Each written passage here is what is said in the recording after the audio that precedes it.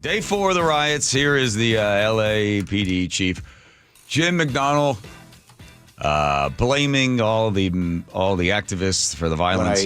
When I look at the people who are out there doing the violence, that's not the people that we see during the day who are legitimately out there exercising their First Amendment rights and to be able to express their feelings about the immigration enforcement issue. These are people who are all hooded up. They've got a hoodie on. They've got face masks on.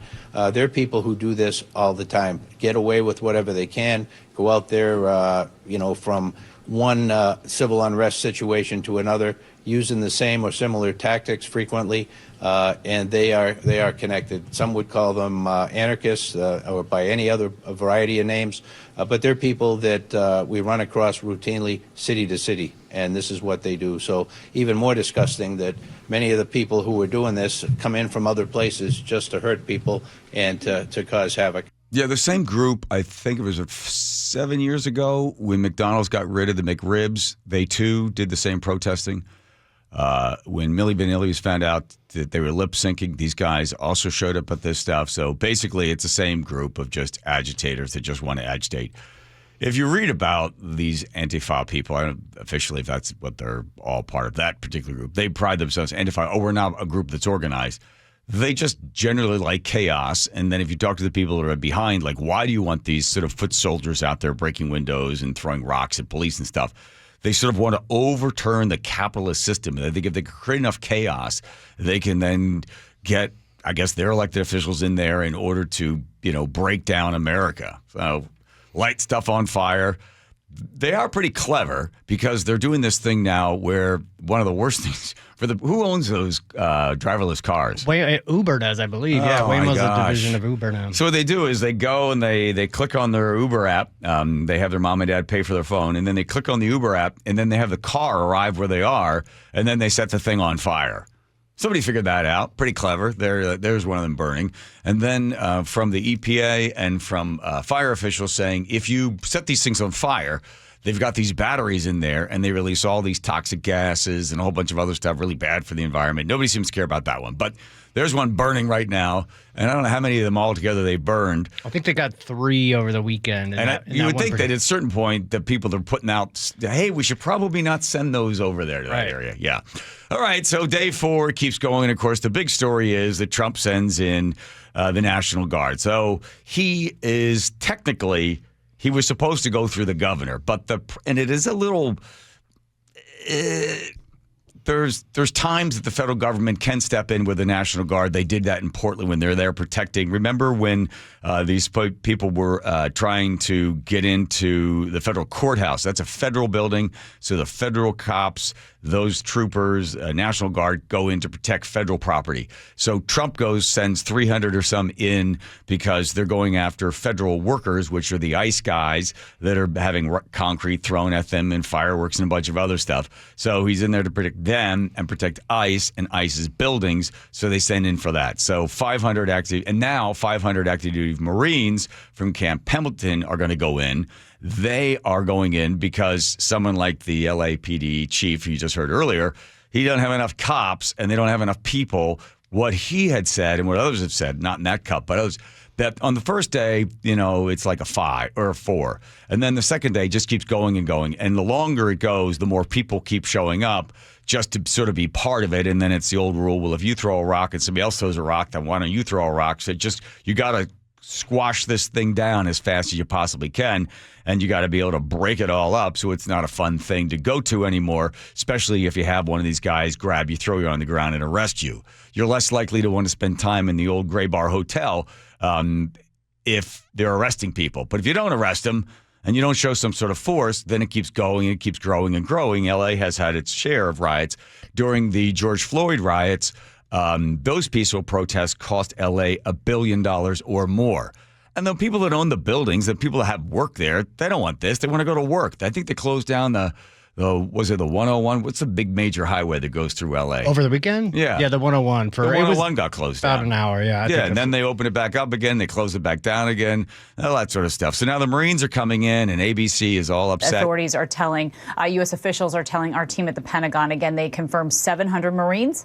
They're coming from 29 Palms in California. They've been ordered to assist in Los Angeles. They think they're going to be here in the next 24 hours. What's your assessment of that move there?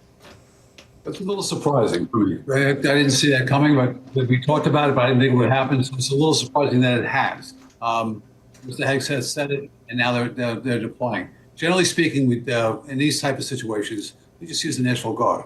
And I'll tell you, Kana, we've used them time and time again in New York and around the country. They've used them as well. They come in and they stabilize. So if you have government property or government operations going on, they'll stabilize that by standing guard. So that's what I think the Marines will do. That's what the National Guard is doing. You have a police chief who said he was overwhelmed. He needs help. Hopefully he's getting that. You also have a federal officers assaulted on Saturday, which really started the ratchet thing. This thing. I see something going on. It's not over yet. Hopefully this will end peaceably, and tonight will be a different story than it was last night.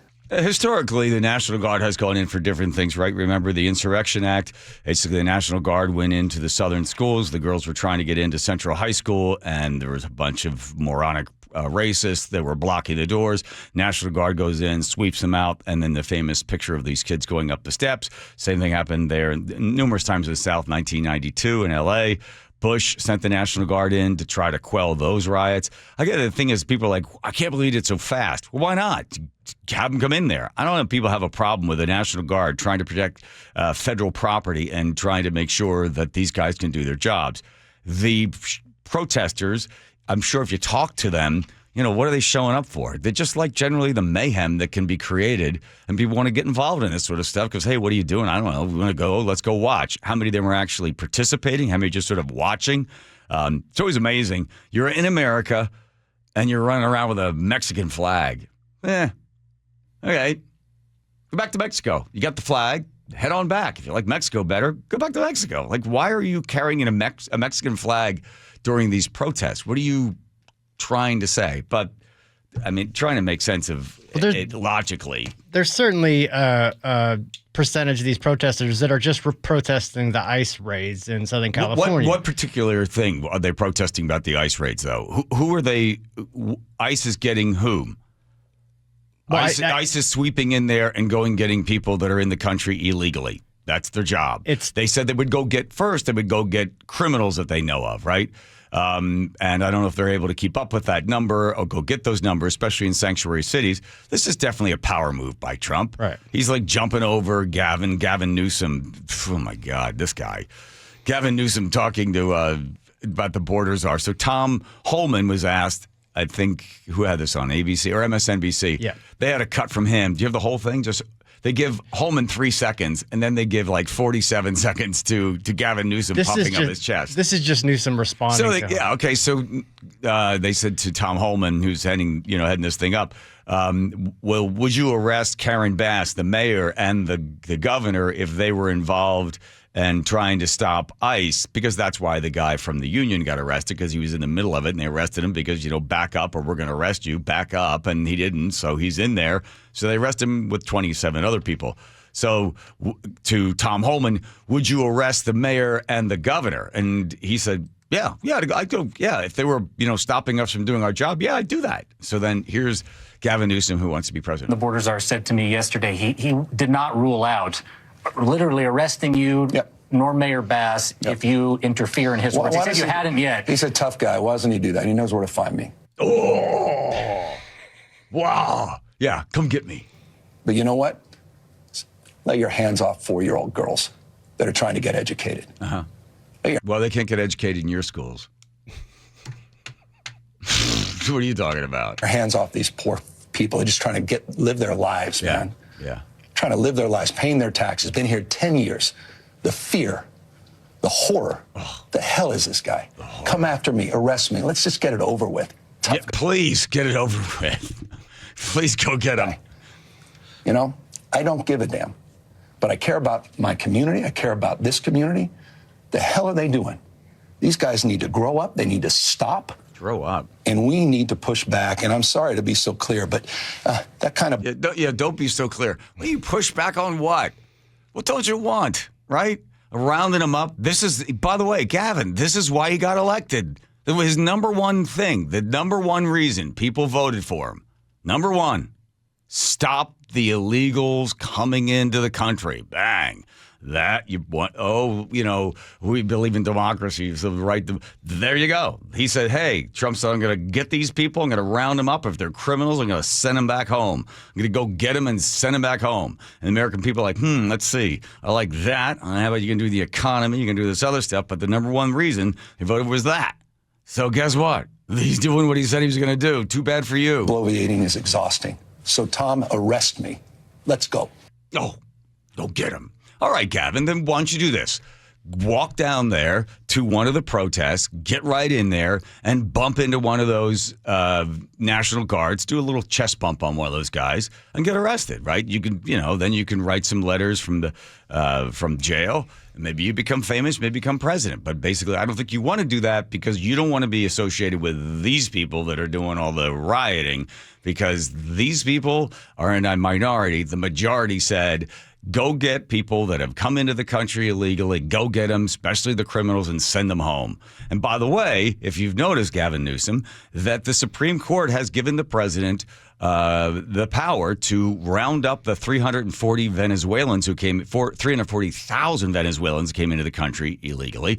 And they've also given him the power to go get the 500,000 as well. So you're going to see 500,000 plus 340-some thousand and pull out about 1 million people that came into the country illegally. They're going to be rounded up, and you're going to probably see this in more cities. So that this will most likely continue to repeat itself.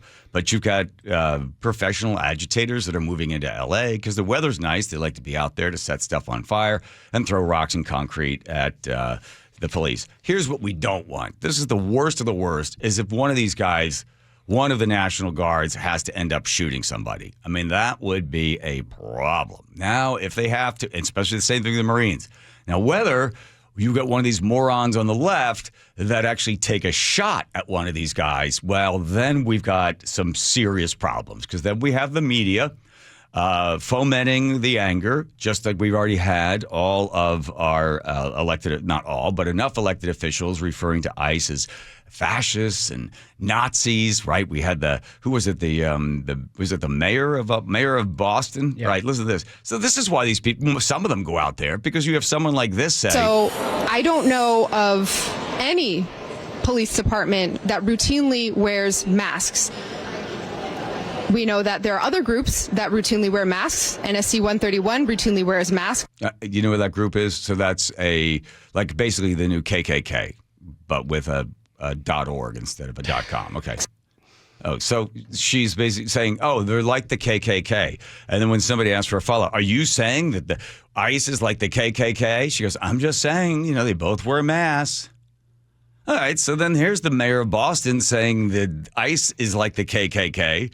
And then you had Maxine Waters saying almost the same thing. So if you're sitting there, you're not well informed on any of this stuff, and you see elected officials call ICE Nazis and fascists, well, everybody wants to go punch a Nazi. So, hey, let's get on our scooter and go downtown and throw some rocks at some of these people. Because let's face it, they're Nazis and racists and fascists, and Trump's a fascist and he's a Nazi, so he sent them. So those guys must be an extension of him. So let's go get them. That's kind of it.